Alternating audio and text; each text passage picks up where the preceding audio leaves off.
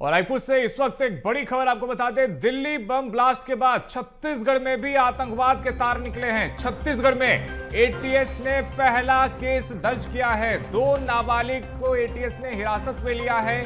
CRPF जवान का बेटा और साथ ही देखिए भिलाई के ऑटो ड्राइवर को भी हिरासत में लिया गया है। दोनों नाबालिग हैं और आईएसआईएस ने सोशल मीडिया के जरिए उकसाने की साजिश रची थी। भारत विरोधी गतिविधियों और जिहादी विचारधारा का प्रचार प्रसार किया जा रहा था और एक बड़ी कार्रवाई की गई है एटीएस की तरफ से। और देखिए 2 नाबालिगों को हिरासत में लिया गया है। छत्तीसगढ़ में एटीएस ने ये पहला केस दर्ज किया और देखिए जिस तरीके से दिल्ली में बम ब्लास्ट होता है उसके बाद देखिए लगातार कार्रवाई पूरे देश में की जा रही है और अब छत्तीसगढ़ में भी आतंकवाद के तार निकले हैं। छत्तीसगढ़ में एटीएस ने पहला केस दर्ज किया है। 2 नाबालिग को हिरासत में लिया गया है।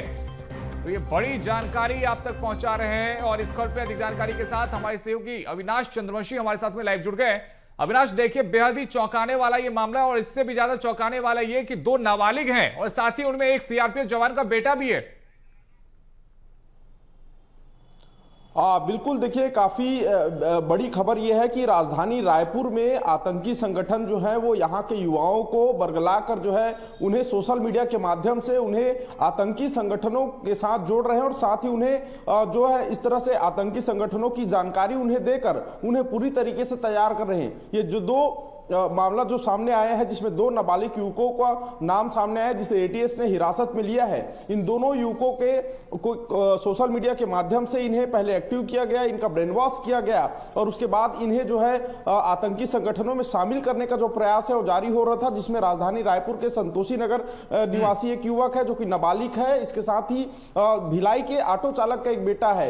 ये इन दोनों को जो है एटीएस ने गिरफ्तार हिरासत में लिया है। और जो जानकारी जो अब तक सामने है इसमें सबसे महत्वपूर्ण जानकारी यह है कि इन्हें इनके सोशल मीडिया माध्यम से इनके जो ऑनलाइन प्लेटफॉर्म है उसमें इन्हें सक्रिय किया गया और इनके हैंडलर से इनकी आईडी से जो भारतीय युवा है हमारे देश के हैं जो राजधानी रायपुर में अलग अलग जगहों पर रहते हैं उन्हें जो है उनसे बातचीत कर उन्हें इस दिशा में आतंकी संगठनों में जोड़ने का काम जो है इस संगठन के द्वारा किया जा रहा था। और इसमें साफ तौर पर जो एटीएस ने जो जानकारी सामने लाई है उसमें स्पष्ट लिखा हुआ है कि हिंसक और भड़काऊ सामग्री का प्रचार प्रसार इन नाबालिग युवाओं के माध्यम से किया जा रहा था। आप सोचिए कि आईएसआईएस संगठन का इसमें पूरा नाम सामने आया है और ये संगठन कैसे जो है नक्सल आतंकवाद को जो है इस बीच में प्रचार प्रसार करने के लिए नाबालिग युवाओं का जो है प्रयोग किया जा रहा था। हालांकि एटीएस की तत्परता से और जो खुफिया जानकारियां जो एटीएस को मिली थी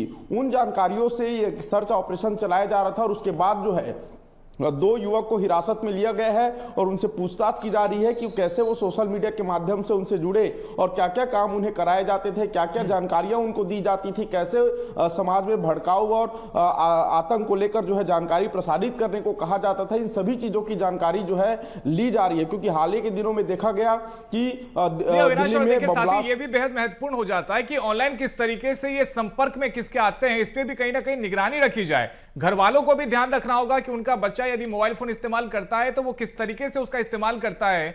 और लगातार जिस तरीके से आतंकी संगठन ये कोशिश करते हैं कि नए नए युवाओं को जोड़ा जाए, उनका ब्रेन वॉश किया जाए, उसी दिशा में अब छत्तीसगढ़ में भी ये प्रयास शुरू हो गए, तो कहीं ना कहीं सतर्क रहने की बहुत जरूरत है।